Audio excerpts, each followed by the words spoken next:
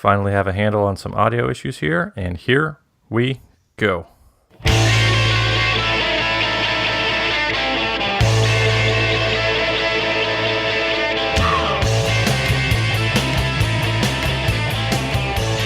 Episode 25 of Liberty Mastermind Podcast. Thanks so much for checking us out. Today is going to be the three of us, and hopefully our fourth will join us here soon for the show. I'm Pat here with my buddies Ox and Jack, and then our buddy Texas Joe is going to join us from Uncensored Tactical in a little bit. All right, fellas. Joe. Or is it Kilt Joe? Kilt Joe. What's up, guys? I'm stoked, man. Episode 25. 25. Holy cow. I think, didn't Nicole Saw say something about like most podcasts don't make it past episode 7 or something like that? 7 or 13 or 12 or something like that. We're past it. We're still here. Yeah. We're past it. So, speaking of we're past just gonna. It, I got a joke. Let's hear it. Jesus Christ, it's been a long time. How's it go? Oh, I can't. Oh, screw it. We'll do it at the end of the show. I'll Google it while we're talking. Yo, mama, it can be our so closing. Ugly. You guys can't see it, but Pat is actually drinking a caffeinated beverage this evening. Is this a first? Usually it's something alcoholic. I think 9 out of 10 episodes, I'm buzzed.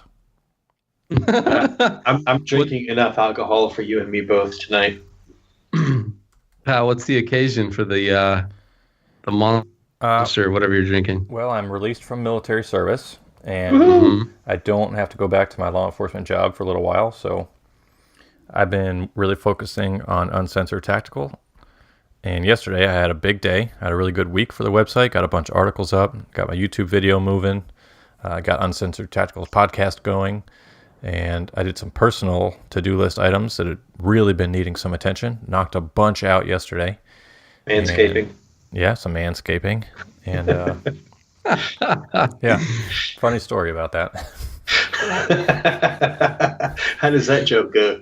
That joke goes, when you have a girlfriend that takes a lot of care of you and she says, let's go get waxed, then you say, okay. Oh, Jesus. What? It was awesome. So anyways, I got a bunch of shit done on my to-do list yesterday, and today I woke up and I went back to bed, and I woke up and I went back to bed, and I woke up and I went back to bed. So I need a little kick before I start getting drunk. Fair enough. Remember that drink back in the day? I don't know how long ago it was, the Four Loko. It had it was like the equivalent of 4 beers and like a shot of coffee in terms of caffeine in it. Like, it really confused the body. You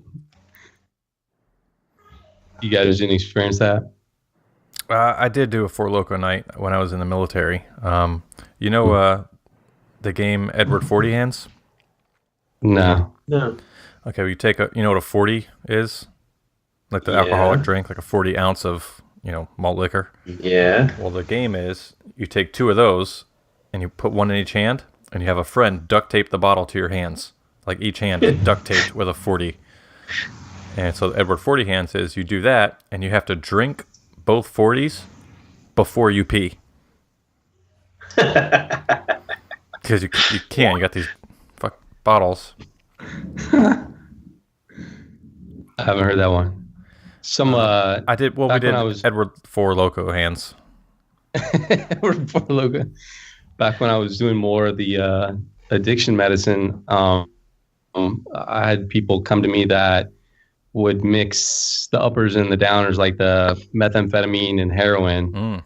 It was like, let's really, I forgot what they call it, but Speedball? Is Speedball, something like, some catchy name like that. And I was like, really? You mixed meth and heroin? Awesome. So what are we doing tonight, guys? Episode 25. What is this, like 6 months later, 7 months later, 8 months later? How long have we been doing this? I think we started in July, didn't we? It was like June or well, no, more like, maybe it was July. June or July. It was June when you guys came down here. No, I guess it was the end of June. Yeah. And you guys were down here, and we That's when we record. The first recording. Yeah. So now we're like 6 months later. Wow. 25 episodes. Yeah. Right on. So we got on the bullet list today before Joe gets on the horn. We got a look back and a look forward. So you want to jump into those? Let's do it. Do it. We had a couple cool interviews. We had several cool interviews. Yeah. Very cool. I missed a lot of cool interviews. Yes, you did. Hey, for everybody listening, this is Jack here today for almost the first time. You've maybe heard it once before. I'm a busy guy. So most of ours were interviews. Just the first couple were kind of just us. I'm glad we're doing this. Yeah. We covered the Charlottesville protests. We had Magic Mike on. Did some shooting and lockpicking in the beginning. Yeah. Oh man, I want to do some more lockpicking. That was fun. Ooh, did I tell you, Ox, that I found a see-through lock at the store, and so I've been picking while I've got downtime, which isn't that much, but I've been picking every day this week, and Emma's been asking a lot of questions about it, so I started teaching her this morning. Yes. Oh, that's cool. I hear her, and I saw the picture on Facebook of you can hear her? Yeah. Damn. You have a really good mic. Your new mic is really not supposed to be picking up that. I think it's great. Get that money. Yeah, right. Get that money. Yeah. I saw the photo of her picking or going after that lock. Yeah. Today.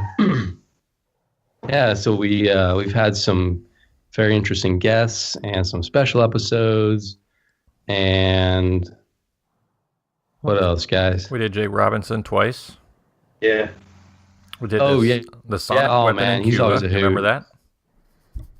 Yeah, that's come back up in the news lately. Did it? I don't know why, but like quite a few people are ill from that. I didn't really drill into the details. I just kind of saw it in passing. I thought, wow, that is back in the news.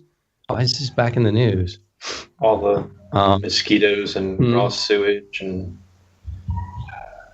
Well, speaking of back in the news, with the whole taking a knee and the anthem and all that stuff, that kind of roared up there. Then it faded away, and now yesterday, the 21st of December, it kind of roared back into the headlines. I don't even know where that came from out of the blue, but it's like now it was the CEO of Papa John's. I think he resigned his position, but he's still going to stay on as board member or something like that. Maybe that's what stirred it up. But I was just going to say, I'm glad we did some news coverage because a lot of people get, just like with the football thing and the kneeling, everyone gets wrapped around the axle and they go, this is the most important thing all day, every day. And now that time has gone by, we realize, well, that's over. And no one cares and no one did anything about it. Yep. Right. Well, it flared up and went away as Las Vegas, like, yeah. Anyway, you were going over perfect, Pat. Yeah, you're a little sticky with the audio, Ox, but oh really? Yeah, I was just gonna. Yeah, you are. We did Nicole Sauce very recently, which was awesome. We talked microgreens the other day. It was pretty cool.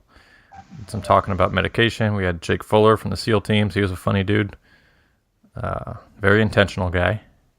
We did Jack's Word business. of the day. We should probably do another update on Jack's business here sometime after the holidays. Yes. Yeah, that'll work. Lots going on.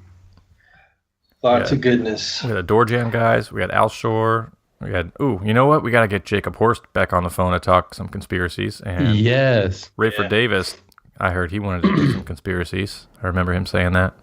Yeah, I remember that. Oh, really? What did he want to talk about? I don't remember that. Didn't Vin Armani say he wanted to do that too? I would love to if you would want to bite on that. I love that stuff, man. I knew we were gonna do a cryptocurrency show with him, but Yeah. I want to say we briefly talked about that either before or after the show. With Vin? Yeah. Oh, okay. Oh, that would be awesome. That would be really awesome. Since we had him on, dude, I listened to every episode of his show. Comes out every Monday. I don't typically watch it live because I'm at work, but that evening I watch his show or listen to his show. It's really good. VinArmani.com. Check it out. A lot of talk on cryptocurrency lately. Yeah, we got Ox. You took the you got into it, right? You started with crypto. You know, I've been trying to get on Coinbase lately. Don't get on Coinbase. Well, some of the others too. Some, I guess, exchanges, and for some reason, none of them like my IDs. I've tried passport, driver's license, school IDs. I've tried the whole gamut, and it doesn't like any of them. So I was going to go to just a local ATM and get some Litecoin, send it to my Jax wallet, and then shapeshift it into Bitcoin Cash. But just haven't done that lately. But yeah, no, it's on my mind. Just haven't done anything yet. I don't have any ATMs in my area, and really? I'm looking at putting some in my store. I would. Oh wow! Here's the deal, though. Like, there aren't many types of ATMs out there. They'll do one, maybe two different currencies, and most of them do Bitcoin. And I really don't care about Bitcoin. And I know that's probably going to freak a lot of people out because that's like the it thing. But I would like a Monero or Dash or Bitcoin Cash or Litecoin ATM. Like, why can't I set up an ATM that'll do all four of those? Why?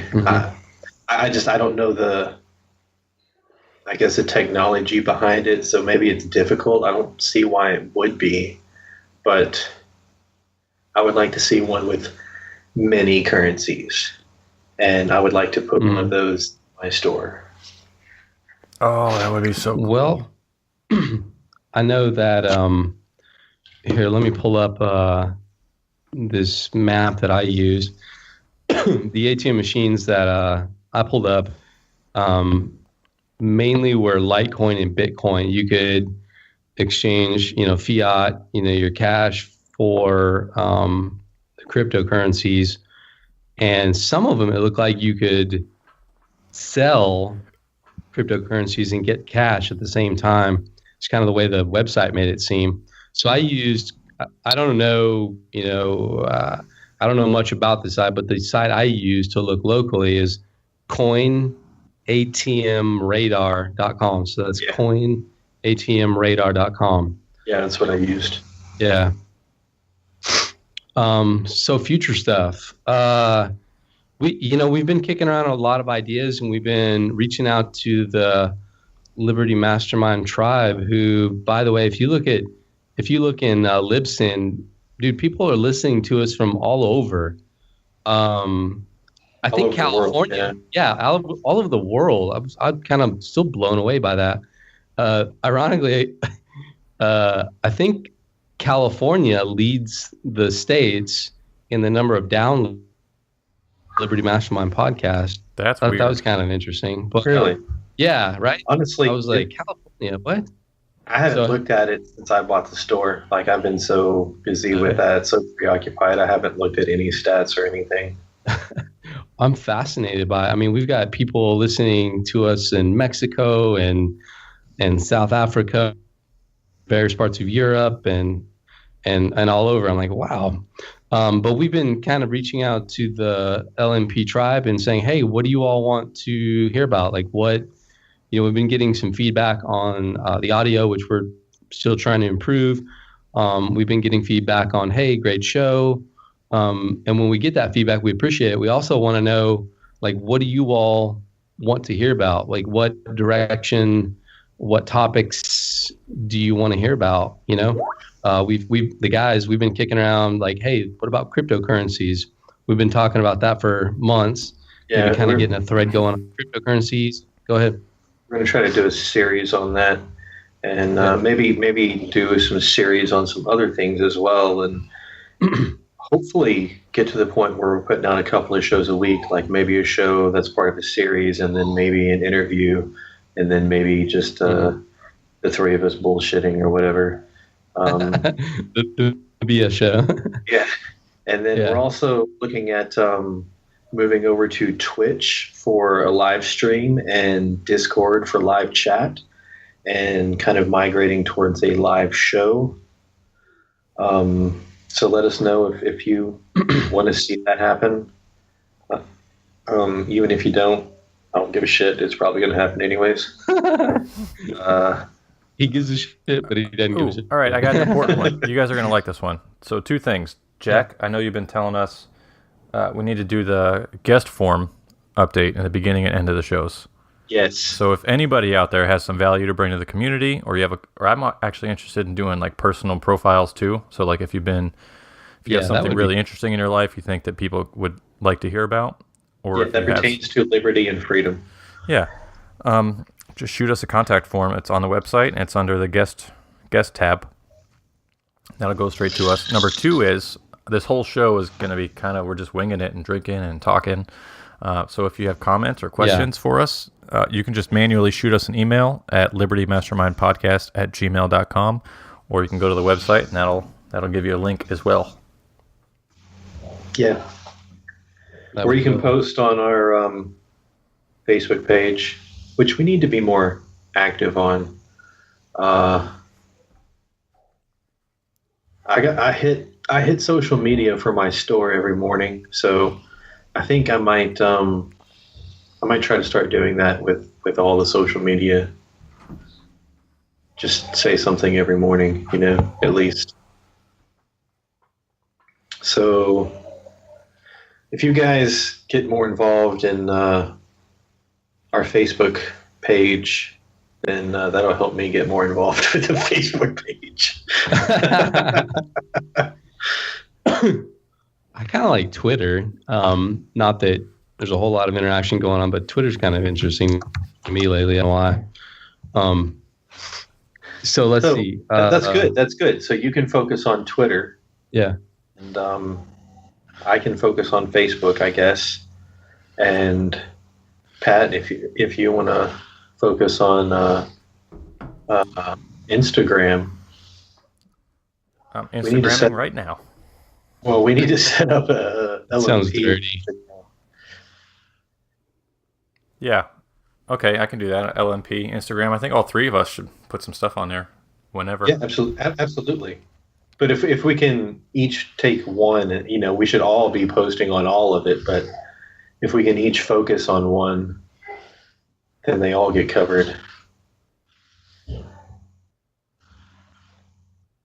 What other future topics? I mean, at the end of last time we talked about doing some episodes on bags, like go bags or medical bags or whatever, like all the 50 different fucking types of bags that I have. I think a vehicle bag of some sort would be fun. Yeah. Thinking with the change in the season, it's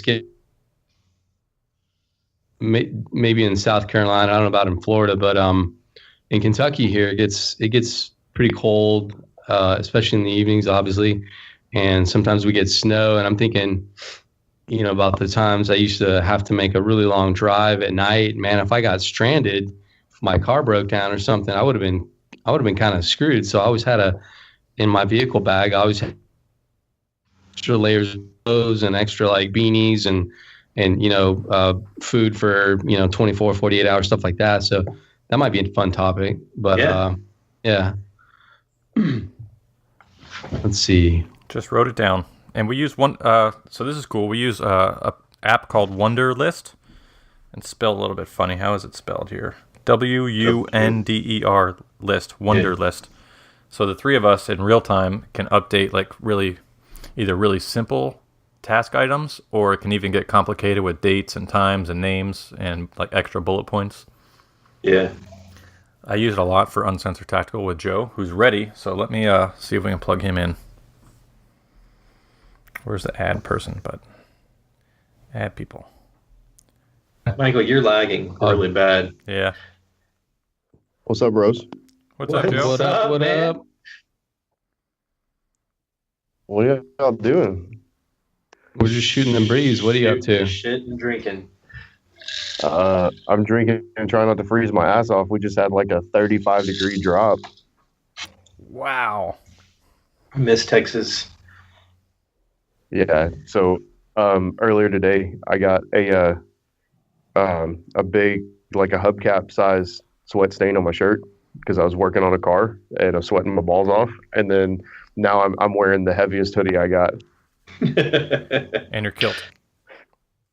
Yeah. Well, I wanted to get on here and I didn't have a chance to put my kilt on. But if you give me a second, I can not be wearing pants for you. You know what? I heard Santa's coming soon, so I was really hoping I could join the kilt club.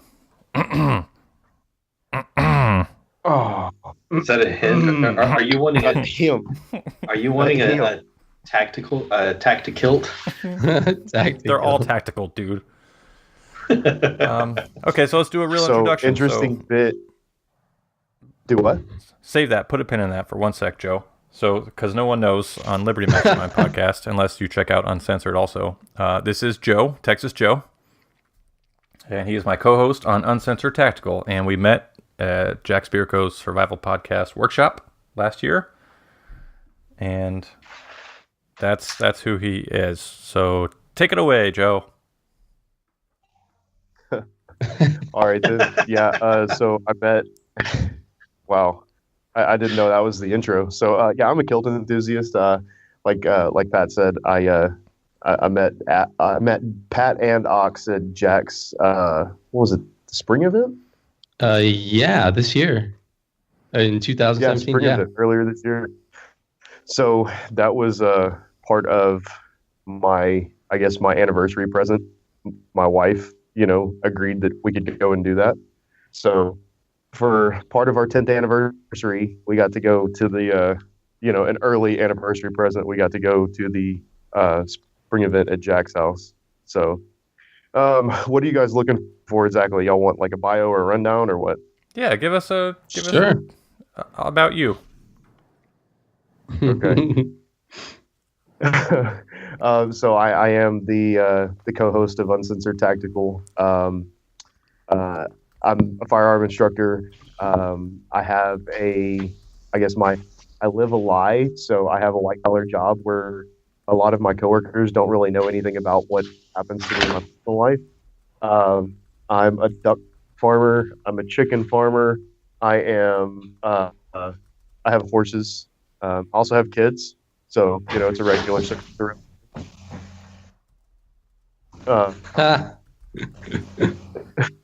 Which I'm actually getting stared at by one of them right now. So, One of your ducks? Yeah. Do what? One of your ducks? I do. I have ducks and I have chickens. Dude, I don't remember us talking about that at the event in the spring. I've got ducks and chickens too. So how many ducks and chickens you got? So I'm pretty light on the ducks. I've got 5 right now because we've had some predators killing them off. Mm-hmm. So currently I have 5. They're all full grown. I have no clue what kind of ducks they are, but they're really awesome. And they're my wife's ducks. So, but I have nearly 100 chickens right now. Shut up. Are they? Yeah. Are they meat? They're Layers mixed. or what? Oh wow.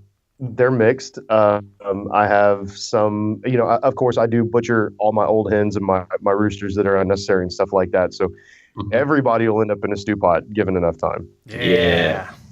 But my thing right now is I sell a large number of eggs, and I trade, right? So I'll barter my eggs away for services and stuff like that.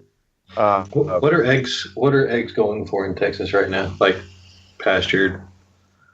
Okay, so if you're in my area, because we have obviously in the sticks, we have a high concentration of people who raise cows, raise pigs, raise chickens and stuff like that. In my area, naturally raised eggs will go for about $3.25 a dozen. However, because I told you guys I have a white collar job, if I pack my eggs in a cooler and I drive an hour and 45 minutes, which was what I normally do a day to go to work, they sell for $5 to $7 a dozen. Yeah, dude, I sell eggs, pastured eggs for $6 a dozen at my store. At your store? What? Yeah. Wow.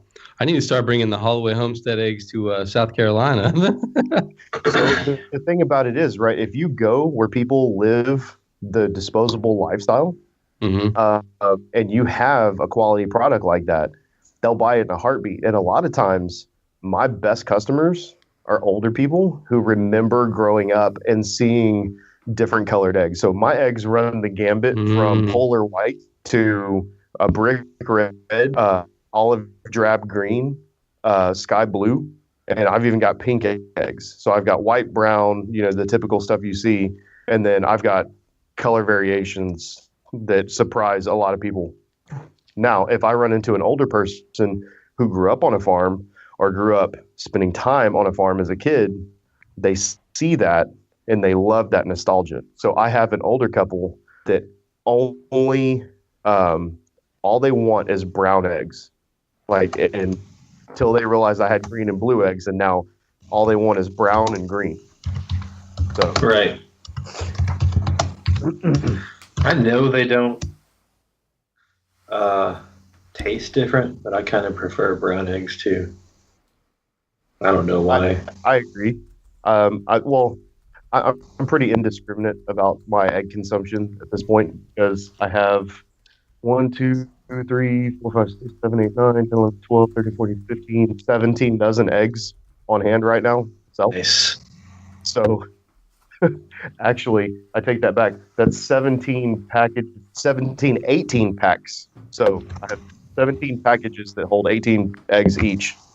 Jeez. So that's more than 17 dozen. And How do you... Oh, sorry. Go ahead. I was just going to say, how do you...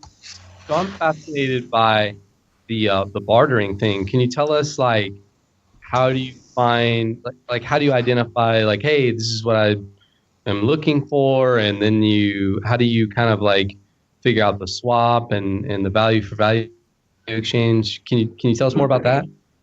Okay, so one of the biggest things that I barter for right now is my annual pest control. So I told you guys when I first got on that I'm a firearm instructor, right? So the guy who owns the range, my home range where I take all my training and I take all my students and stuff, he actually owns a pest control company, and so I trade him eggs, and I mean we're talking 3 to 5 dozen eggs a week that him and his wife consume, and that's without the grandkids or anybody else at their house. Oh shit! Or holiday baking or anything like that. So he will text me the day before or a couple days before he runs out.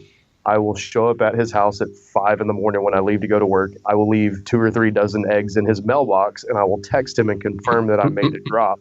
And so my corporate membership, right? I do that probably once, maybe twice a week. And in return, my corporate membership at the range, which allows me to bring unlimited guests, and I basically have a card and the combination to get into the range to shoot whenever I want. whatever I want. I get priority. I get preference when I go to the range. If I call them ahead of time and say, hey, I've got 12 people coming to take the state license to carry course. When I get there, all my targets are set up, all that stuff. So that membership is paid for in its entirety by swapping for eggs. That's also awesome. Dude, that's great. The other barter that we do is that all of my annual pest control for my house is all covered in exchange for eggs. Dude, that's so awesome. That I was kind of trying to get at that with we had a guest on a couple episodes ago, Jake Fuller. We were talking about homesteading stuff and like bartering and how I think it's fascinating. Do you use like high quality, pricey cartons to put the eggs in, or do you just kind of like whatever cartons when you're doing the bartering or when you're selling them? So honestly, I quit paying for cartons a long time ago. My system was that because we had a 2-stage system. When I would pick my eggs up out of the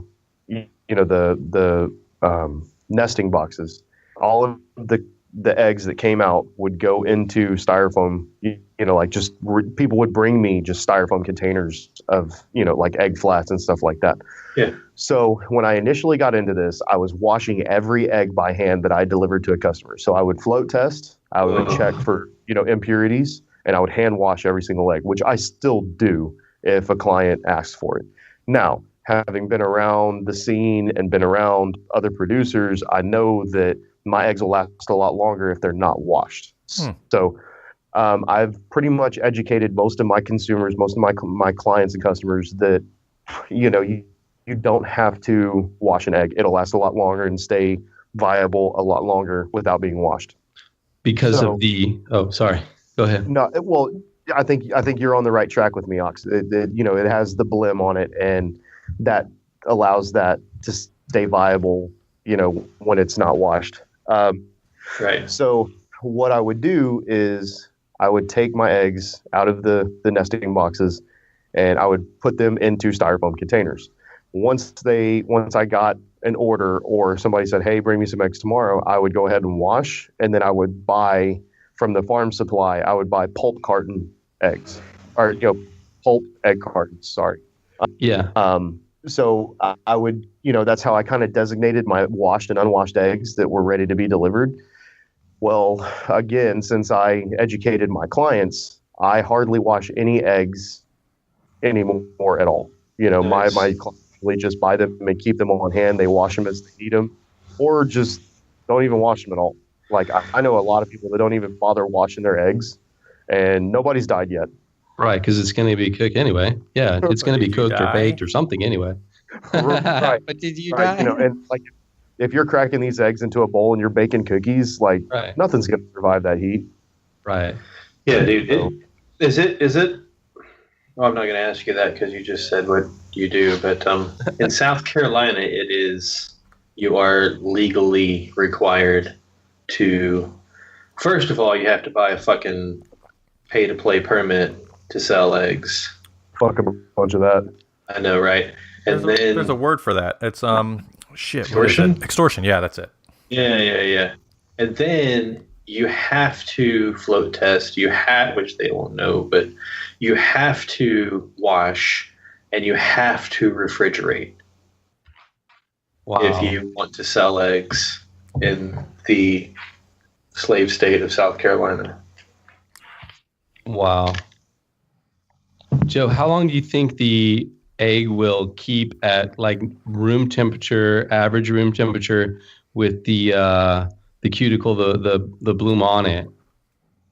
Is there like a rule of thumb on that? So I have heard 3 to 6 months at ambient temperature. Yeah, I've heard 6 months. Yeah, so I've heard that you can actually wash eggs and coat them in mineral oil, and they'll last 6 to 9 months. Oh shit!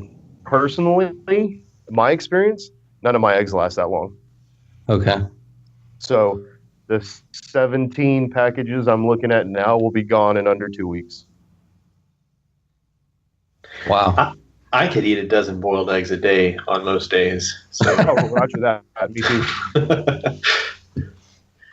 Well, with Badass. my daughter is like the queen of making deviled eggs. She is just absolutely amazing at it. So we'll have hard boiled eggs, like Sundays, and we haven't done it in a while because of holidays and everything's crazy. But Sundays we'll hard boil 18, 24, and we'll have a Tupperware container of hard boiled eggs there, and they'll go into lunches and snacks and stuff like that. yeah. And then when she makes deviled eggs, I mean, she makes 36. So, hell, man, by the time everything gets produced, it's probably 40 or 60, pristine looking, presentation quality, deviled eggs. Nice. And everything else goes into tuna sandwiches. The leftover filling, we just slather the leftover filling on bread and eat that, So, we have breakfast tacos a lot in our house for breakfast. Oh my god, it sounds so good. I miss breakfast tacos. They don't have stuff like that in South Carolina. You got to make it yourself.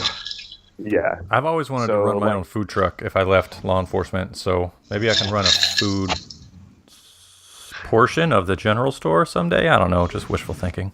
I've thought about making breakfast tacos I can make a killer breakfast. at the store. Okay. So you three guys want the secret to light, fluffy scrambled eggs? Oh, hell Sure. yeah. All right, Pancake so batter. Ugh. God. No. pancake batter. Just, mix about a half a cup or so. I mean, it depends on how many eggs you're scrambling, but mix milk into it. Yeah. It makes it light and fluffy. Yep. Mm. All right, yeah. so I have a question, and I'm sorry, my mic's banging around. You were talking about South Carolina? Is that what Yeah. you said? Yeah. Okay. So in order to be able to sell eggs, you have to go through all that crap, which is basically. So I'm pretty big on living food. If your food won't go bad, there's no reason why you should eat it. Right. So basically, what you're telling me is every regulation y'all have sounds pretty purposely set out to kill anything living inside that food. Yes. Okay. How the hell do they know if you're selling eggs? I mean, at $5 a dozen. I mean, So you know what I'm saying? Like, with the, if you're just selling to people, like out of your house or whatever, I don't think they're gonna know. But like I cottage producer and below. Right. But I can't accept eggs from, Grandma Sally down the street who's 84 years old and has been raising eggs or chickens since she was 4 years old. I can't accept eggs from her and sell them unless she has. Oh, you mean in the store? Yeah. In my store. Okay. But all right, now I'm on track. Technically, they tell you that you can't do it without a license. Oh, okay. But So one of the things we have in my local town, I live in a relatively small town. None of the restaurants are allowed to serve what they call yard eggs. Yeah. So, right. And a lot of the ladies, who own the restaurants and the waitresses, they actually prefer, yard eggs because everybody and their mom has grown up eating this stuff, and it's only the last 15 or 20 years where the food control agents come in and say, hey, you're not allowed to do this.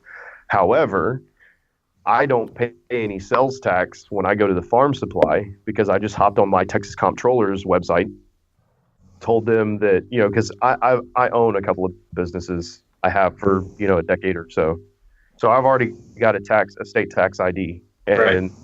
So, I just hopped on there and just amended my tax ID to say, hey, I also, raise chickens. I will sell, chicken, meat, and I will sell eggs. They, emailed me a little tax ID or whatever. And so I went down to the farm supply and said, here's my tax exempt, sales tax exemption. They said, okay, awesome. We'll put it on your account. And so now every time I go in there, they say, what's your phone number? And I give them my phone number and I don't pay any sales tax. So that's awesome. Dude, that's a great tip. On our last episode with ideas. Nicole Sauce, we talked about the insurgency fund, right? So when you barter, you don't have to earn $13 to get the $10 to pay someone to also pay for sales tax. Right. So right. I'm loving that.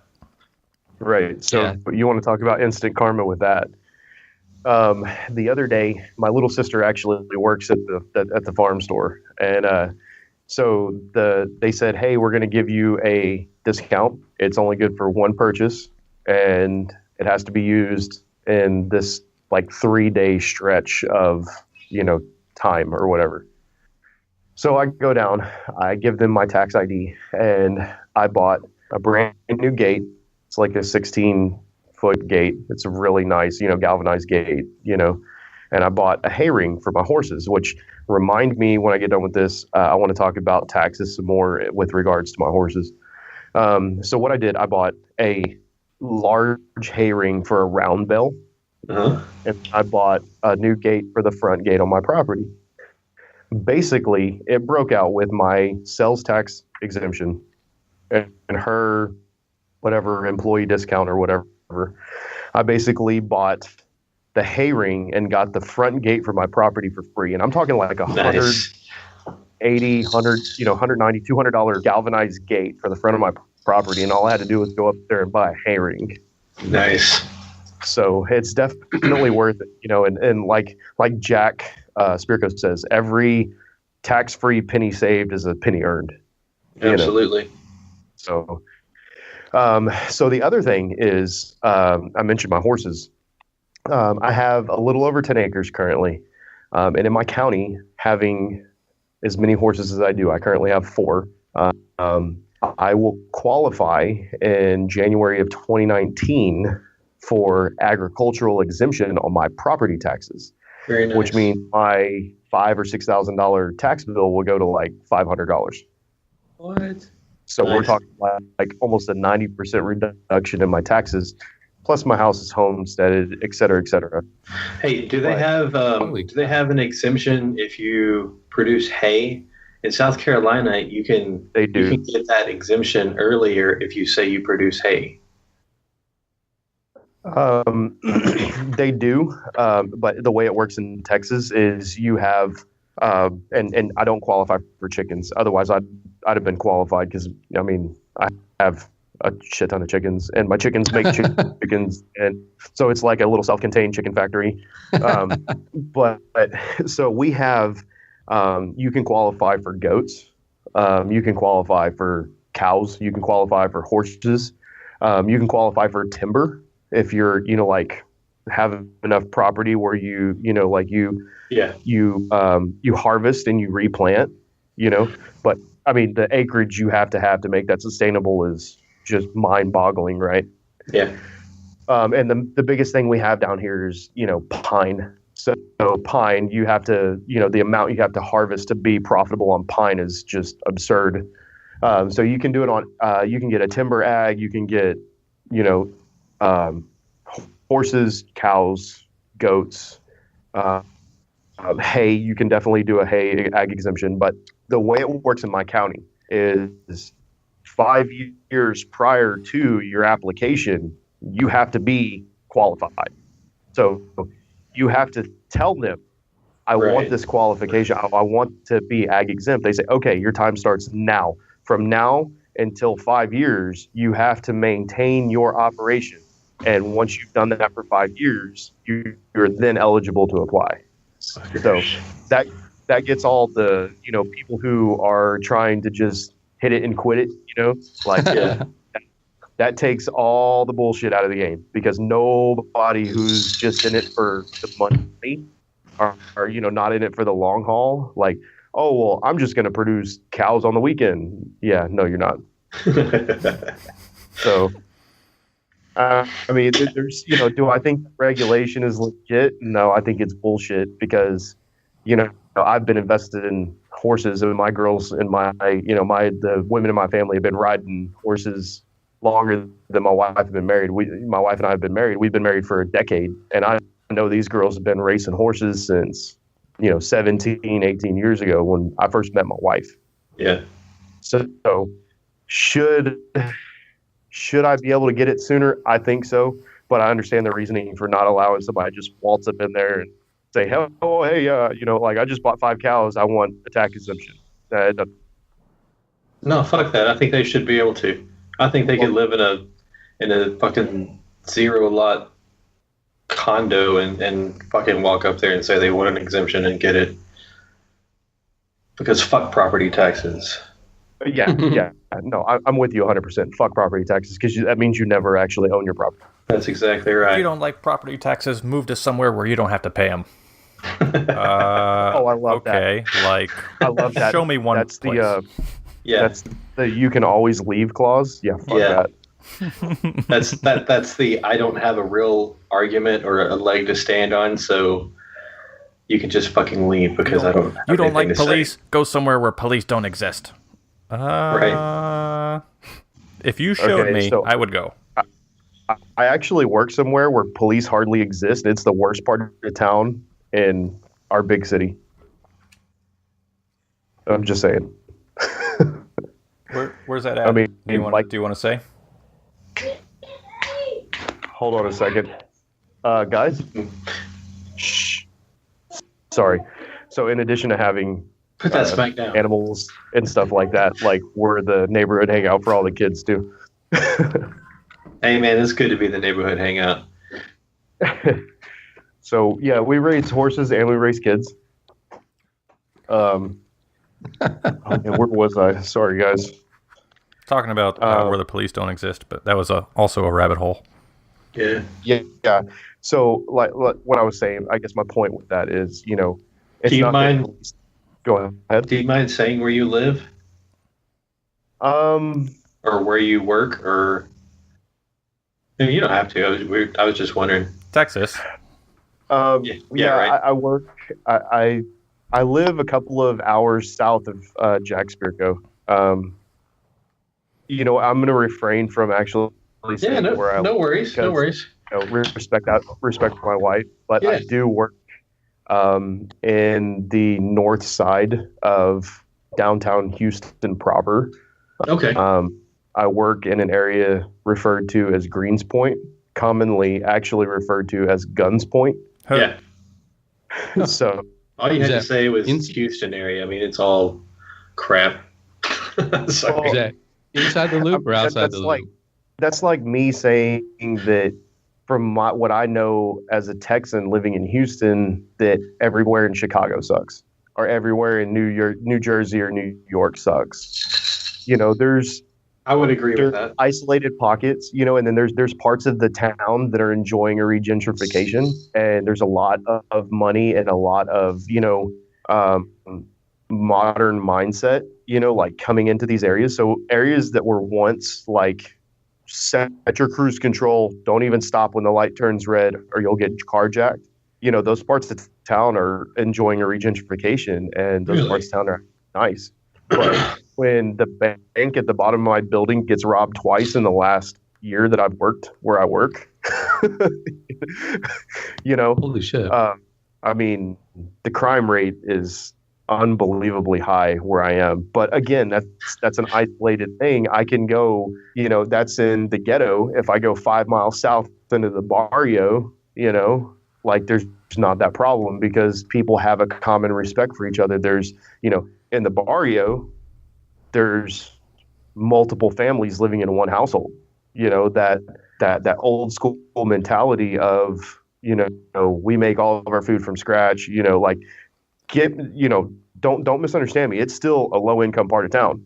Right. There's still a very high concentration of people in a very relatively small area. However, the crime is not as high. You know what I'm saying? Yeah. So, there's a big difference between the ghetto and the barrio. So, but every time the bank at the bottom of your building gets robbed, do you go down there and pass out cards? If you don't, you should.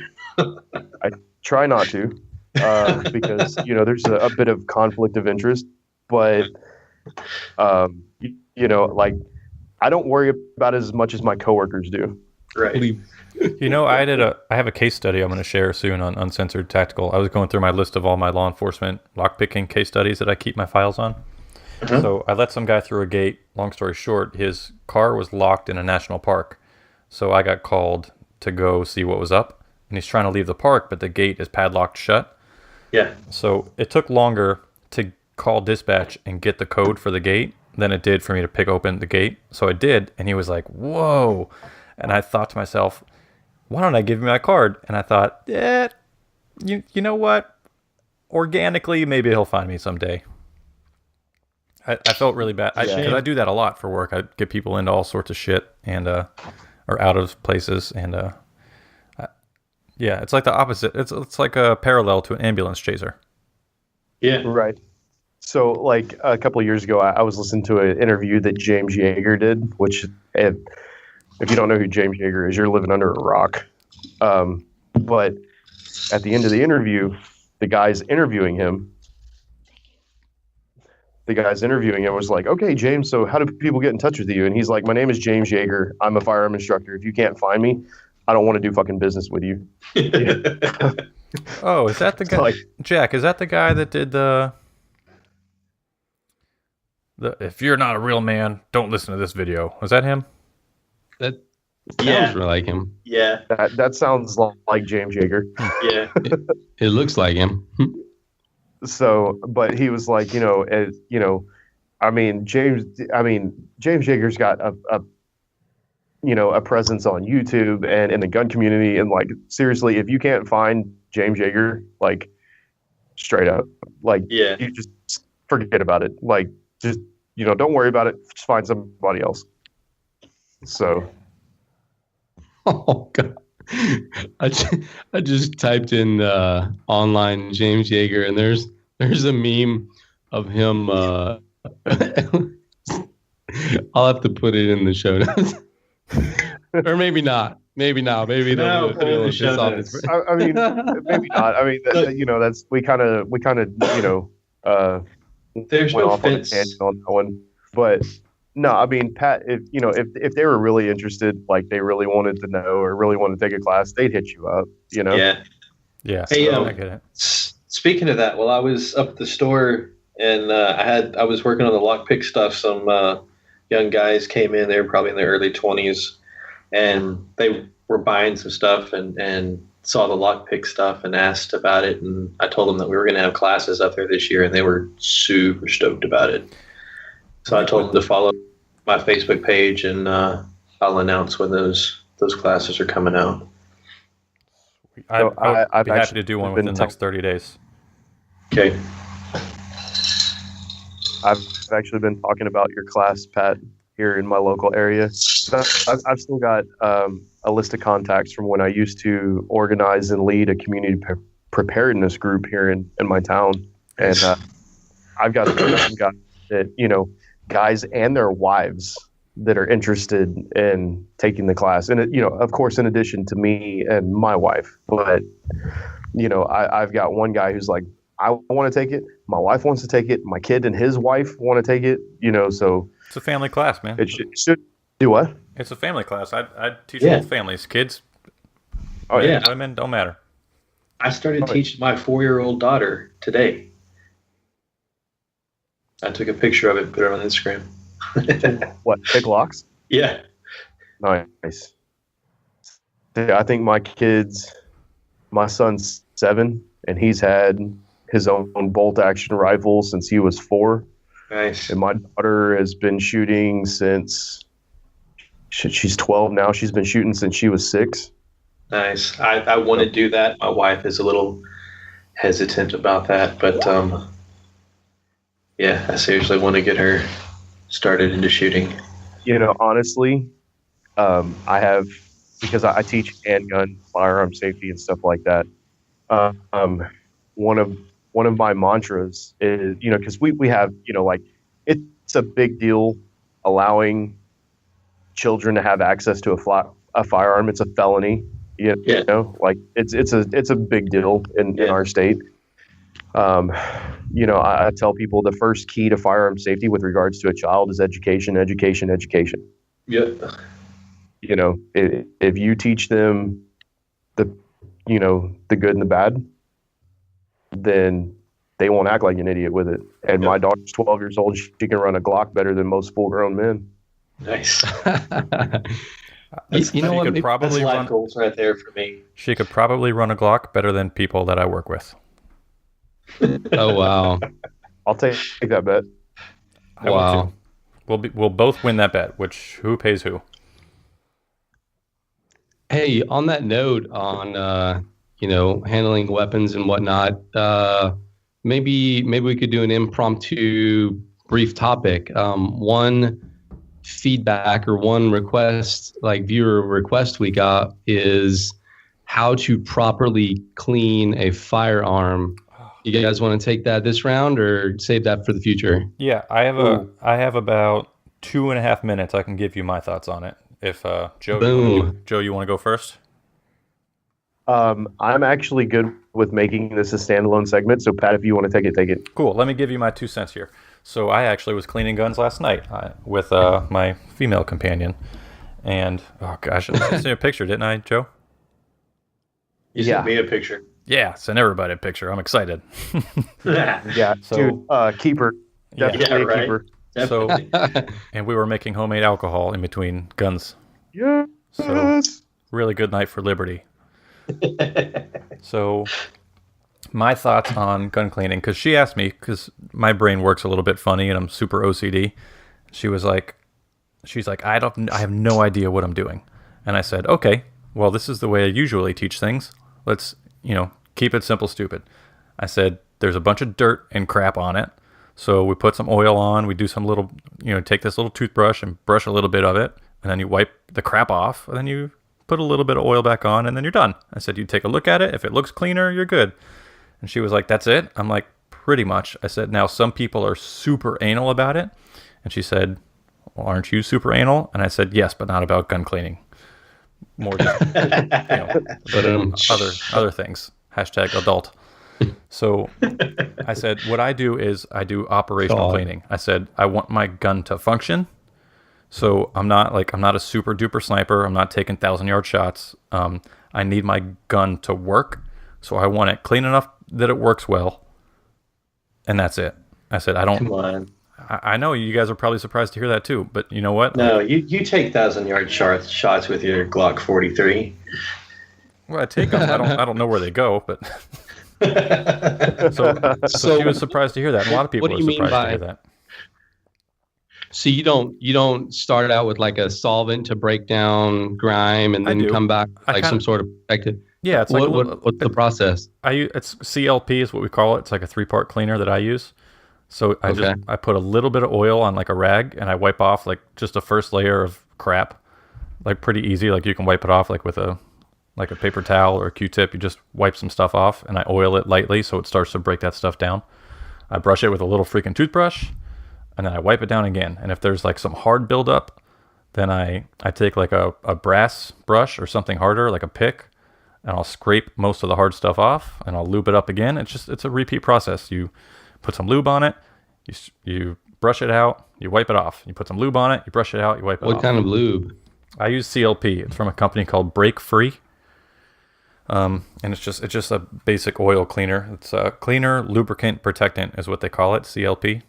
And it's like super simple. You take the gun apart safely, you wipe each part down, you put oil, you brush it off, you wipe it off. You put oil, you brush it off, you wipe it off. That's it. And then it's not rocket surgery. And you can YouTube the shit out of that. Almost every single make and model of firearm, you can watch people tell you step by step how to clean it. Yep. And the only thing is, know how much oil or lube to put on it when you're done cleaning it is the only thing that you really got to pay attention to. Like a Glock can run totally dry. The manufacturer, I think they say if you're going to lube it, put like one tiny drop in these 2 places or something like that. But I really don't care. I know that my guns are super clean. They're operationally working, and that's it. I keep it simple. I don't go nuts about it. Like there's some people in the military, especially, that they're like, if you're going to turn it in, it better be inspection ready. Okay, what does that mean? That better look brand new. Okay, guns don't look brand new after you shoot them. Ever. Like they're taking their dental picks and they're getting in those tiny little nooks and crannies, which sure is not a bad thing if you want your gun to be very, very clean, but I want my gun to work and I know it's going to work for a long time, so I don't go nuts with it. Right. I awesome. I pulled it up. Cleaner. Go ahead. Go ahead, Joe. Well, I just, as a person who shoots a lot and a person who, I'm an instructor, and look, I'm not going to spend as much time shooting as I do cleaning my firearm. To hell with that shit. Bore brush, a couple squirts of rim oil, bore brush. Okay. One I pulled it up online. So CLP, cleaner, lubricant, preservative. Nice. There's maybe like one part on the gun that's the most important for me is the barrel. So I will clean that first, and then I will also clean it last, and I'll make sure it's like a James Bond movie opening scene, like it's like super clean. The only other thing I take extra time with is the chamber area. So where the bullet goes on the slide or the bolt or whatever action there is. And that's it. I mean, those are like the only two things that I'm like super particular about. Yeah, I'm with you on that. The only thing that I could, I don't know, I guess eat off of is the rifling and the polished ramp where the round goes into battery. Yep. Other than that, fuck it, I'm going to run it dirty. Yep.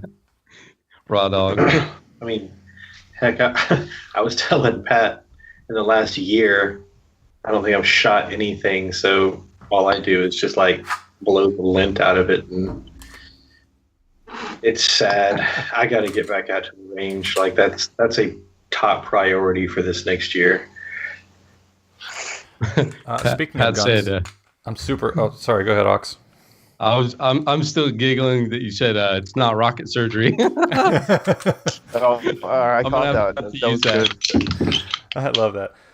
So Mr. Rocket, why are you coming in? What symptoms are you displaying today, Mr. Rocket? I got the black lung. So Surefire, I saw them post something on Instagram, and so we all follow Jack Spirko's show, so he talks a lot about his business podcast. He talks a lot about this. He says, big fucking company, Gary Vaynerchuk does too. They say big companies don't fucking understand social media. They don't get it. It's always, here's my product, here's my product, here's my product, here's my product. And people don't respond to that.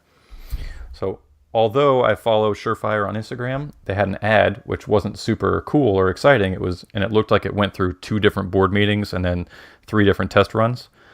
It was for what they called Mega Lumen Monday. So they had a new pistol light that was, they say it's 1,000 lumens, which sounds pretty bright. So I went from the Surefire, I can't remember the number off the top of my head, but it was pretty bright, like 600 lumens, and I loved it. Carried it for a long time, but it stuck out like an inch past the barrel of my Glock. So I didn't like that for concealed carry. It's like a big package. That's what she said. So she's about to say that. I just switched to their tiny XC1, which is only 200 lumens, that's like a pocket keychain flashlight. So I did that for concealed carry. I did it for weight. I think the product sucks, like head to toe. I think it's a shitty product. So I'm switching again, but I do like the company, even though their product that they just put out is not great. So I switched to their 1,000 lumen pistol light, which is bigger and I'm sure heavier. But I'm really fucking excited to put a lightsaber on the end of my Glock again. Seriously, which Glock? My Glock 19. You're 19. So, man, how long is that going to last? Like 20 minutes? I don't know what the stats. I think the stats on the website are pretty good, but there's one thing I don't like about it. And I actually, if you go on their Instagram, if I send it to you, if I pull it up, the posting actually had a bunch of people responding, and they were like, yeah, like a lot of it was negative, but I mean, that's fine. A lot of it's critical, and a lot of people like what they like, very specifically with guns. Duh. So one of the guys, I thought it was hysterical. He said, fuck. All right, I can't remember the funny one. Forget I said that. One other guy said, he said, I don't want those functions. He said, I don't want 2 options for light on my pistol. He's like, I don't want strobe or not strobe. I don't want left finger, right finger. He's like, just put one fucking button on your pistol light that's on, and the same fucking button that's off. And I'm like, dude, I feel like he's speaking through my soul. Yep. Like, Yeah. if you watch my reviews on any of the pistol lights I did, that's it. Yeah. It's not an administrative. That extra shit. It's not an administrative light. If it were, you'd fucking put it in your hand or put it on a headband or hang it around your neck or something or mount it somewhere on with a fucking magnet or a clip-on. It's a pistol light designed for pistol work. So I want one button, on, off. That's it. Yep. If I want to strobe it, I can do that myself. And you know what? To be honest, someone who's been there, done that, you don't use strobe when you're doing CQB. Yeah. It fucks with you just as much as it fucks with them. Yeah. We're not Denzel Washington in a spy movie. We're not gonna, I strobed him. Haha, got him. You don't know. Look, light on, light off. That's it. Yeah. Well, I mean, what are you going to do? Use the strobe on the side of the road to flag down one of your buddies by pointing your muzzle at them? Yeah, right. Fuck a bunch of that. I've got 50 flashlights with strobes on it. I don't fucking need that. So the light that I have on currently, the tiny little XC1 from Surefire, it's got, they claim that it's ambidextrous, can be operated with either hand. And if you watch my YouTube video on it, maybe I'll put a link in today's show notes. It's not. And you also can't access the constant on without breaking your grip on either hand to touch it. So, well, what's the fucking point? So what you're saying, Pat, is that you have a tiny package with the XC1 and you're dissatisfied with it, right? I'm saying I have a tiny package and it doesn't work well. If you got to break your grip, you might as well just have a flashlight. Not attached to your gun. Exactly. The old school, like you see the people going through and they got the cross-handed grip and they're braced on the back of their hand with the I mean, you might as well. Man. I think both of our shows too, Uncensored and Liberty Mastermind, I think we should be doing a vehicle prep soon. I got a lot of updates for that. Yeah. Oh, vehicle prep. Can we call the segment "What's in Your Trunk"? Yes. or junk in your trunk. Junk in your trunk. Yeah. I got a great bullet point that we can put on today's show notes. Excerpt. What I'm saying is I have a tiny package and it doesn't work well. It's not what you think. Clickbait. There you go. Ooh, there's something about, never mind. I don't even. Pat talking about anal. I'm an adult. I could do that if I want. Oh my goodness gracious. Oh, and UTM just sent me an invoice for the training rounds. Yeah. I was like, it's about fucking time. They finally sent me my weapon conversion kits so I can use all the other shit that's sitting in my office useless because I'm not going to wear training gear if I don't have the guns to shoot, at people. So no, they sent me another one of my role player jackets and another box of ammo. Oh, so you mean you're not going to wear your gear in the mirror and like strut around and act like a tactical what's my a sactical? A sactical? Small ninja? Sactical. You could wear that shit to go disarm bombs. I mean, that's some fucking thick shit. Like, I can't imagine running that and trying to run with gear. Like, you're playing like you're practicing like you're running the real thing and then trying to, I don't know. Like, that helmet is massive. Yeah. It's nice though that you can see people's facial features. That used to be a big problem with the old munitions. I can tell you right now, this company UTM fucking blows. Hopefully the product works, but once my shit gets here, I'll use it for a little while. But when it's time to re-up or buy more products, I'm just gonna switch to Simunitions. Their company fucking sucks. So if anyone out there is a private trainer and you have the option to buy training munitions, do not use UTM Ultimate Training Munitions. You will be very dissatisfied with the way they treat you. They're very confused and they're very disorganized, and that I don't like doing business with people like that.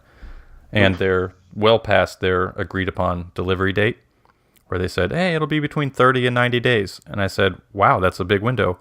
They said, yeah, at the latest, it'll get to you, before 90 days. So I've talked to them twice after that 90-day limit, and they didn't seem very concerned. They were like, yeah, it'll be shipping to you soon. You know how much training a professional instructor misses out on in 30 to 90 days, you piece of shit. You know what the problem is? If I plan my business to train after that 90-day limit, and I say, hey, I'm going to have a class in December because December 15th is the last day you're going to get me my shit. It's going to be here. And then they go, oh, sorry, it's not here yet. And you can't use any of it because you don't have the mechanism that shoots the bullets. Like if I was missing one training jacket, that's fine. If I only had half of my ammo, I could still shoot some.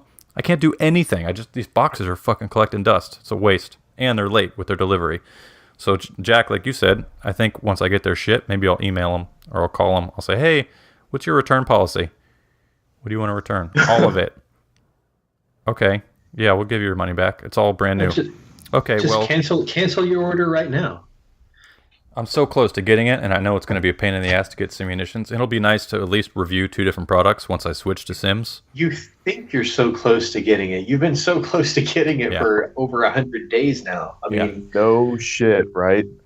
Well, I'm fine with them still sending it to me. That's fine. It'll be a tool. I can use it. It's great. Super. A tool coming from a company of tools. Hey! See, that's why, Jack, Ox, do you guys look at the UTech website podcast at all? Every now and then. I haven't actually looked at the podcast yet. Not the podcast. Okay, so one of the product, or 2 of the product lines y'all will see, and even for our, people listening to the podcast, I'm really big on 1, saving money, and 2, getting, the functionality and the value, right? Right. So 2 of the product lines that I frequently review on UTAC are Sightmark and Firefield. And they're firearm accessories and stuff like that. But they're in Mansfield, which is up by Jack Spearco. Yeah. And I order within a couple of days. I've got my product. I've not been dissatisfied with a single product since I've ordered it. I actually got today. I got in an infrared laser to use in conjunction with my night vision, and so I'm pretty excited about that. What all do they sell? Oh man, they sell key mod rail. I'm gonna switch to some liquor. BRB. Grip. Do what? I'm gonna switch to some liquor. Be back in a second. Okay. Okay. He just did a monster fucking energy drink. Oh my God. Sorry, Joe. No, you're good, man. So they sell flashlights, they sell tactical lights, they sell lasers, red dot sights, scopes, tactical stuff. I mean, laser bore sight kits, just all kinds of stuff, man. And so, it being budget friendly and, having the functionality of stuff that costs 2 and 3 times what, Yeah, that's the important part. Like, can you beat the shit out of it and it still work? I'm beating the shit out of several of their products right now, and it's holding up pretty well. Excellent. Excellent. We'll have to talk later. I need that link. Dude, I was trying to, I'm stocking a lot of stuff for first responders because, that's what I do. And there's really no place around here to get gear. So I'm putting a lot of that stuff in my store. And we use a lot of Streamlight flashlights. Mm-hmm. So I was like, dude, I love Streamlight. Yeah. And I was like, I'm going to be a Streamlight dealer. So I contacted them, and they switched me around to 4 different people in their organization. And then they gave me a phone number to another business that kind of handles their wholesale stuff, right? Right. So I called that place, and they're like, okay, yeah. So, they asked what I want to sell, or what kind of area I wanted to sell, like what genre or whatever. So I told them, and they're like, oh, that's excellent. Okay, so your minimum initial purchase is $5,000.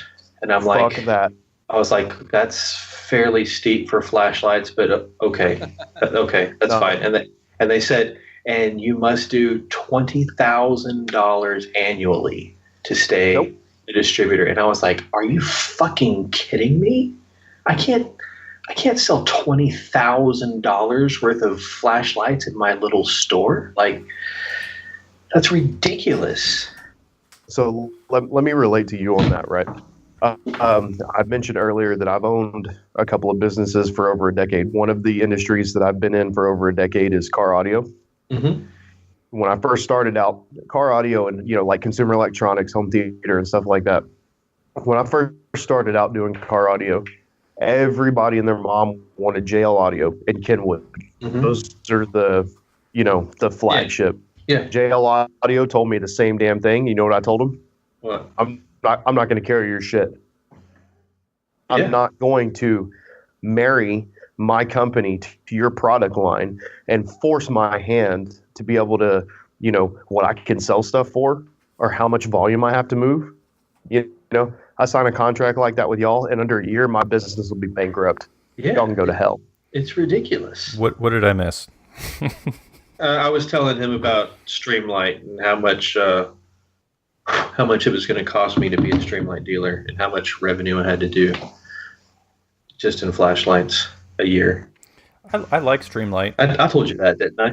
I don't remember that. I love Streamlight. It's a shame that they try to pull that bullshit on you because they've got an amazing product. They do, and I was really kind of upset about it. So Streamlight told me that I could be a dealer for them, but my first purchase had to be a minimum of $5,000, and then I had to do $20,000 annually with them in order to stay a dealer. Wow. Oh, But lots of places do that. Like even Sparrow lockpicks. I love Sparrow lockpicks, but I got to do $400 with them initially and $200 every order, $250 every order after that, and then they said we'll see how it goes. And I was like, dude, $400 and $5 lockpicks that's a lot of fucking lockpicks, I like Surefire a lot too, and I've been a very, very loyal customer for a long time. And I have an Insight pistol light on me right now that's more clear and more bright and more white than my Surefire. Uh-huh. And I also switched to the I did a review of it on my website. What the hell's the name of it? I use it on my UMP now. Shit. Joe, do you know what it is? That black one that I used at the Gorilla Tactical? I don't right off the top of my head, buddy. I'm sorry. I'm pulling up my file now. Anyways, I switched. I said in the article, I'm usually a Surefire guy, but I switched this time to review a new product, and man, am I really happy. So there's the XC1. No, before that. There it is. Enforce. All right, so I have Surefire lights. I have Insight, which is a really bright pistol light, and I like it a lot. And I have Enforce weapon mounted light, or the Enforce WML that I use for my rifle, and it's fucking awesome. You can install it without tools, which you can't with my small Surefire. It's got one button, on and off. That's it. Nice. Enforce? Yeah, it's a really, really good pistol light. Rifle light. Really, really good. EN Force or IN Force? I like India. IN Force. It's on the third page of my website articles. Uh-huh. If you want to pull it up that way. Okay. Cool. And all three of you guys, I think, should listen to check out my article that I did yesterday on UTAC, Schaefer Cox. I mentioned it before. Oh, the young guy that got in trouble with the state for okay. The point is that he gave a really good speech about liberty. The after point is he ended up getting arrested by the feds. But if you watch the video, you'll realize there's probably more to it. Oh, yeah. I've seen his video before. Yeah. I'd really like to do a whole guy. podcast review on that, because it's mostly about liberty. I'd be happy to do it on this podcast. Yeah, that sounds good. Absolutely. I've seen that video on UTAC before. One where he's got the paperboy hat on, Yeah, I love talking it. in front of the crowd. Yeah, it's really good. Yeah. Well, just sitting around drinking and playing with weapon lights right now. Love it. This is a good. So we're past an hour. Anything else you guys want to cover today that we haven't? So we did past, we did future, we introduced Texas Joe, talked about some eggs, talked about some of our previous guests. Hey, speaking of eggs, I forgot to tell you guys. As we speak, I have babies hatching in my incubator. Nice. Sweet, take a picture. I will. Yeah. So my buddy found these really awesome chickens. They're called ayam samanis. They're like an Indonesian chicken, but like they're jet black. So Oh, yeah. yes. So my buddy orders 15 eggs and has them drop shipped to my house. He says these are going to be our chickens. So I'm like, okay. I mean, like, I don't know how that's going to work. I'm feeding them and doing all the work, but okay, whatever. So I texted him last night when I got home, and I said, hey, we've got one chicken that's hatched so far. When I got home tonight, I had 9. Wow. So That's I've got new sweet. babies coming out of eggs, and just in time for a cold snap here in Texas. Dude, I would love to see pictures of that or clips or both. Do you do quail? Not yet. Not yet. We have a tractor that when we first got into doing chickens, we used a chicken tracker that my Yeah. wife and I custom built by hand. We're actually going to convert that chicken tractor to be used with quail because after being at Jack Spirko's house and Mhm. eating hard-boiled quail eggs with lemon pepper and beer, You're like I candy. need to have that in my life again. Yeah. Dude, I was thinking about that when you guys were talking about hard-boiled eggs earlier. I was thinking, oh my God, quail eggs, hard-boiled with that lemon pepper. Oh man, They're amazing. They're just like bite size. I mean, it's Yes, just they are. with the candy. shell off, obviously. Well, yeah. True. So Okay. the only thing I like more than the lemon pepper on quail eggs is we have a veteran guy here in my local area. He has a business called Grill Your Ass Off. And so Grill Your Ass Off makes a bunch of seasonings, like meat rubs and stuff like that. And so one of the meat rubs that Grill Your Ass Off seasonings offers is Willie Pete chicken seasoning. And if you put about a tablespoon or 2 in the bottom of a bowl, and then take your hard-boiled eggs, shell them, and then drop them in that bowl and just shake them around to where they're evenly coated. Oh my goodness! Oh my Jesus! It's pretty amazing. So shout to Murph and Grill Your Ass Off seasonings if y'all want to put a link in there. Yeah, we need to try that. Grill your ass off. And I think actually he just released a new seasoning. One of my favorites is the mango habanero, but he just released a fajita seasoning. So, dude, those meat Yum. rubs are off the chain. Nice. Fajitas at Texas Joe's place soon. Yeah, right. Roger that, man. Like, come on with it. Are you? Fajitas and salted caramel crown royal. Pat, what do you know about salted caramel crown royal? Drinking it right now. Could not He was- find it yesterday in the booze store. Dude, I've been driving around the ghetto and buying every bottle of that shit I can find. That's good. He was so excited when he got that. What is the that new chicken? Is that a dual purpose or an egg or just for show or what? What are you going to be doing with that bird? My intent with it is to just diversify my genetics in my flock. Okay. They don't produce any more, any less than the chickens I have now. But honestly, my buddy thought it looked really cool. He heard somebody refer to them as the Ferraris of chicken, and Really? because they're jet black. Yeah. I mean, they're like a phantom chicken or like the chicken of death. Pollo de muerto. Like I've seen pictures so of like them before. their crop is black, their eyes are black, all their feathers are black, their legs and their toenails, everything is black. But here's the caveat: you know what color egg they lay? White. Brown.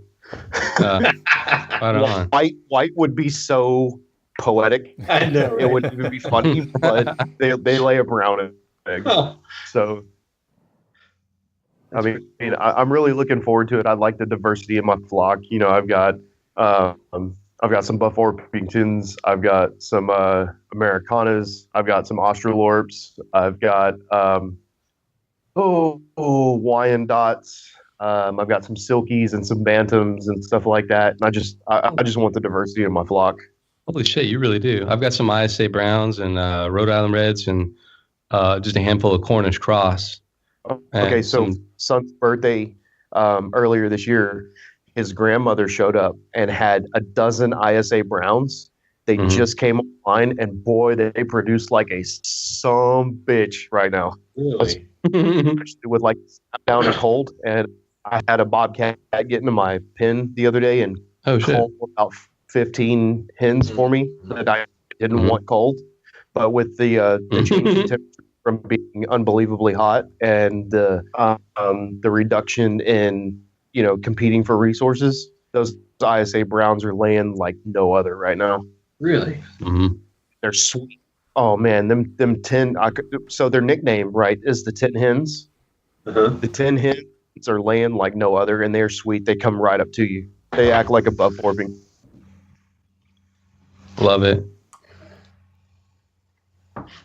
I'll have to set you up with some quail next time I get back to Texas. And honestly, if the eggs stay viable long enough, mail me some. I've got eggs. If they hatch and you can get them in the mail soon enough and send them to me, just make sure you package them, like a real fluffy packaging. Man, I'll throw them in the incubator. I think I can get probably 50 or 60 quail eggs in my incubator. Mm-hmm. And I basically tell it what kind of eggs in there, and it does its thing. Right on. So I actually, for show notes, I've got the incubator or warehouse IncuView. I don't know what it's called, like the IncuView 2000 or some crap like that, but it's the IncuView incubator warehouse. Okay. It was actually a recommendation from Jack Spirko. Oh, I think I've got that same one. Whoa, Jesus Christ. What's up? You okay over there, Ox? Your audio just like, wow.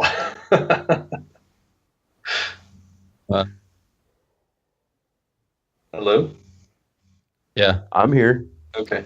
Pat here. Did you just like get real close to the mic all of a sudden? No. My mic hasn't moved position the whole time I've been on. I was talking to Ox. He got really loud all of a sudden. No, I'm literally, my ass has been in the same position it has for the past hour. Okay. Did anyone else hear that? Yep. Okay. Just making sure it wasn't on my end. Sorry, go ahead. I didn't mean to interrupt. I don't even remember. I'm good. It's whatever. It's whatever. We'll figure that out. Nah. We'll take care of all that in post-production. I say leave it. Fuck it. When you say you mean Okay, me. we'll do it live. Yeah, right. All right, fellas, I'm pretty freaking stoked. I think I had a blast. You know what? It's nice about doing this. I think we need to do more just us talks. Yeah, I do too. We've done quite a bit of interviews, which I like. Is the crossover going to become a regular thing? Fine with me. Yeah, why not? Why not? Fuck it, I'm good with it. We own both shows, and we are not beholden to anybody, which I love. That's right. All right, fellas, you want to tie a bow on it? Let's tie a bow on it. Ox, you know you're my favorite. I love hearing you do the outro. I love the way Ox closes the show. Oh God, man. Put you on the spot. Well, oh man, it's been 6 months, 25 episodes plus some special episodes, and along with a guest tonight, Texas Joe, to celebrate our 25th plus episode. So thanks so much for listening to the Liberty Mastermind podcast. You can check us out at libertymastermindpodcast.com, on Twitter, Instagram, if you guys want to do your handles there, because I don't do that. Rescue Jack. Yeah. Please go to iTunes and rate and review the show. That'll help us out. If you want to be on the show, like Pat said earlier, go to the website and fill in the form. Thanks so much for tuning in to this episode. Let us know what you want to learn about. Let us know what you want to hear about.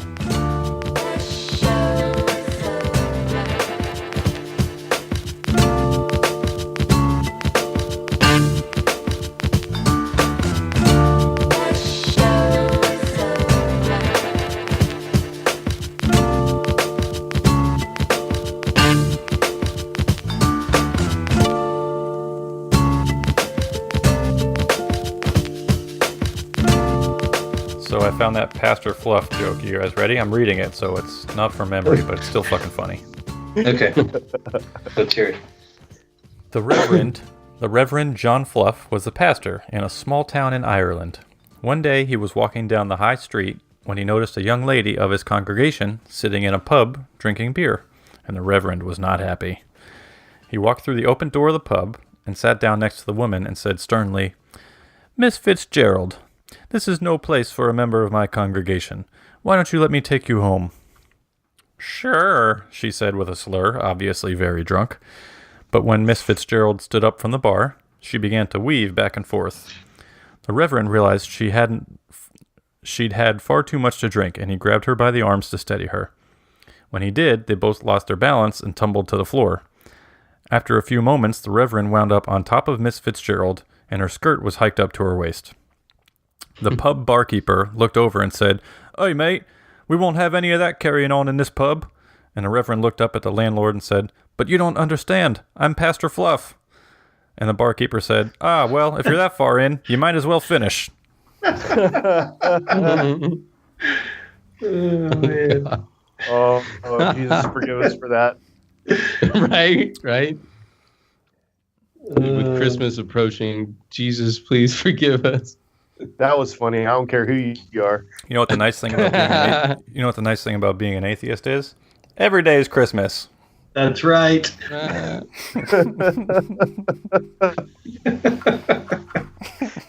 Lord. Oh, man. I think this was a fucking awesome episode. You know what the great part about being a Christian is? Huh? We can spend the rest of our life trying to convert you.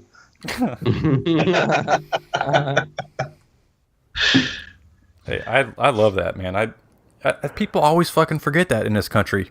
I can't stand people that don't let people do their own religious thing. Yeah. Go do what you want. Because I thought when I was a kid I learned a lot of things in school that were lies, but I thought that this country was established because people wanted the freedom to do whatever the fuck they wanted. Man, I hate that. Dude, I was in a restaurant last night, and a bunch of us they go to the gun club and stuff like that. Like we're all up there, and I was delivering several bottles of the salted caramel Crown Royal. So everybody was having a party, and I sat down and I started talking to one of the people that were there, and she's, after about 15 or 20 minutes, she's like, "Listen, I need to tell you, I'm not a Christian." And I looked at her, I'm like, "And? So fucking what?" She's like, "Okay, well, now that I've told you that, I should probably also tell you that I'm a lesbian." And I looked at her like, "Okay, congratulations or condolences or," I mean, I didn't introduce myself and then immediately tell you my sexual preference. I mean, like, if that's your thing, cool, whatever. I don't care, but like, You know, like Dude, you produce grass-fed, pastured beef. Awesome. I don't fucking care what religion you subscribe to. I don't care what your sexual preference is. If you're producing a quality product, I don't give a shit. Fuck yeah. Dude, absolutely. Where I live, people start off the conversation with A, introducing their name, and B, introducing or telling me what church they go to. What? And you want me to move there? Well, I mean, it's mostly older people, but I have to deal with a lot of older people. So What are my patients? and then they ask where I go to church, and I'm like, Maybe that's I don't really go to church, and so then they invite me to their church, and it's really awkward every time. I mean, Pat, you could always move to Texas. Yeah. The shorts are like extremely low cut year round out here.